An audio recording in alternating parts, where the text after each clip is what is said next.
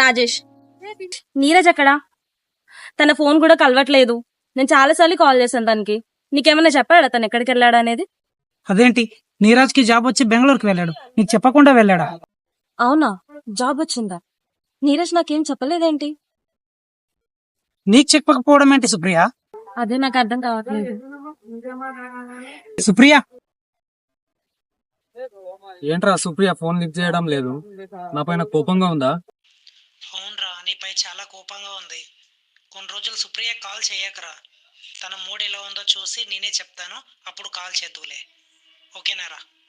ఓకేరా మరి, బాయ్. ఏం కాదురా, నేను చూసుకుంటాను కదా.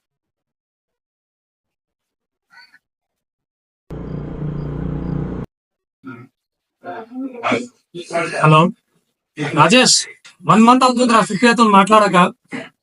నా పైన ఇంకా కోపంగానే ఉందా? ఒక్కసారి మాట్లాడించురా మామ, ప్లీజ్ రా.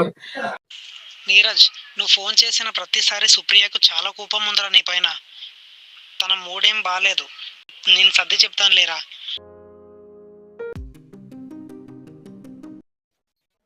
బెంగళూరులో జాబ్ వచ్చిన విషయం చెప్పకుండానే వెళ్ళాడు. తనంతట తానే వచ్చి సారీ చెప్పేంత వరకు నేను మాట్లాడాను. హాయ్ సుప్రియ, నీరజ్ కాల్ చేశాడా? నీరజా? చేయలేదు. అయినా వాడికి నీ మీద ఇంట్రెస్ట్ పోయినట్లుంది సుప్రియ.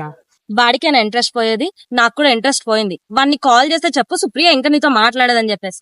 నాకు కూడా ఇంట్రెస్ట్ పోయిందని చెప్పేసి. డ్రాప్ చేయాలా నిన్నేమైనా? అవసరం లేదు. నాకు కూడా కావాల్సింది అదే.